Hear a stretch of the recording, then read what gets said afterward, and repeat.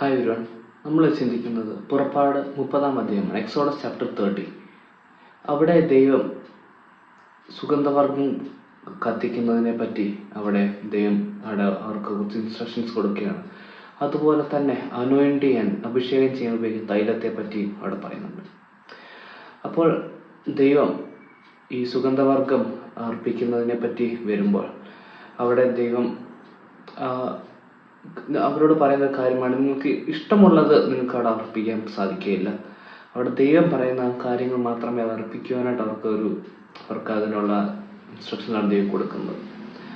അപ്പോൾ ഈ സുഗന്ധവർഗ്ഗം ദൈവം ഒരുപാട് പ്ലേസ് ചെയ്യുന്ന കാര്യമാണ് സുഗന്ധവർഗ്ഗം അത് കത്തിക്കുന്നത് എന്നുള്ളത്. അപ്പോൾ നമുക്കറിയാം അത് കത്തിക്കുമ്പോൾ നല്ല സ്മെല്ലാണ് അതിലേക്ക് വരുന്നത്.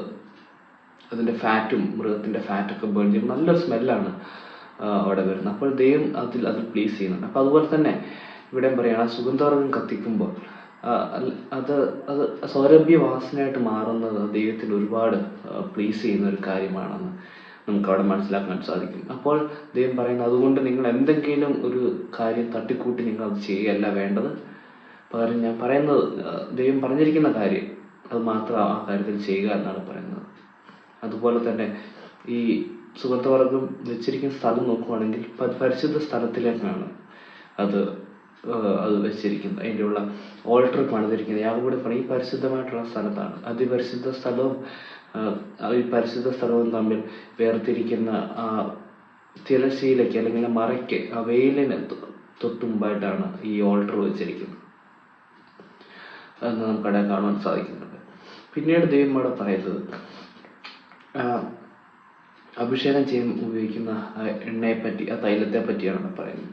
ആ തൈലത്തെ പറ്റി പറയുമ്പോഴും അവിടെ ദൈവം ഇൻട്രസ്റ്റിംഗ് ആയിട്ടുള്ള കാര്യമാണ് പറയുന്നത്.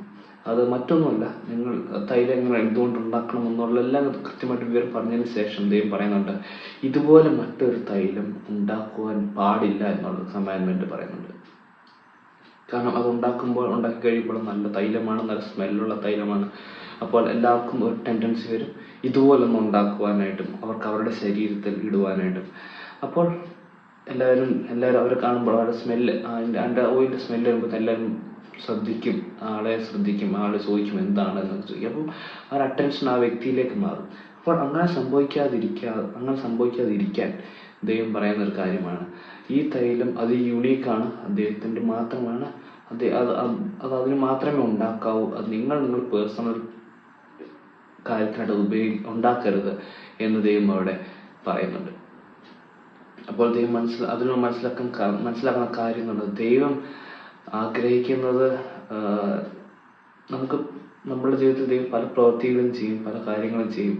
നമ്മളെ ഉപയോഗിച്ച് ദൈവം വലിയ വലിയ കാര്യങ്ങളൊക്കെ നമ്മളെ കൊണ്ട് ചെയ്യുന്ന ദൈവത്തിന് ആഗ്രഹമുണ്ട്. പക്ഷെ ദൈവം ആഗ്രഹിക്കുന്നത് നമ്മളതിന് ക്രെഡിറ്റ് എടുക്കുന്നതൊന്നുമല്ല, അത് ദൈവത്തിന് മാത്രമാണ് ക്രെഡിറ്റ് കിട്ടേണ്ടത് എന്നുള്ളൊരു കാര്യമാണ്.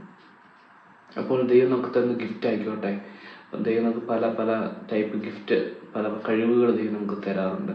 അപ്പോൾ നമ്മൾ ആ കഴിവിലൂടെ നമ്മൾ എന്തെങ്കിലും അച്ചീവ് ചെയ്യുമ്പോൾ നമ്മുടെ ചിന്ത എങ്ങനെയാണ്? നമ്മൾ ദൈവത്തിനാണോ അതിന് ഗ്ലോറി കൊടുക്കുന്നത്, അതോ നമ്മൾക്ക് സ്വയമായിട്ട് നമ്മൾ അതിൻ്റെ ആ ഒരു ഗ്ലോറി എടുക്കുവാനായിട്ട് ഇടയാകുന്നുണ്ടോ? അപ്പോൾ ആ ഒരു ചിന്ത, ആ ഒരു കാര്യം നമുക്ക് ഇവിടെ കാണാൻ സാധിക്കും. ദൈവം പറയുന്നത് ദൈവത്തിൻ്റെ ക്രെഡിറ്റ് ദൈവത്തിന് മാത്രമുള്ളതാണ്. ദൈവമാണ് നമ്മളെ കൊണ്ട് പല കാര്യങ്ങളും ഒക്കെ ചെയ്യുന്നത്, ദൈവത്തിന് മാത്രമുള്ളതാണ്. അപ്പോൾ ഇന്നത്തെ ഈ ചിന്ത എല്ലാവരെയും സഹായിക്കട്ടെ. ദൈവത്തിൻ്റെ നാമം മഹത്വപ്പെടുമാറാകട്ടെ.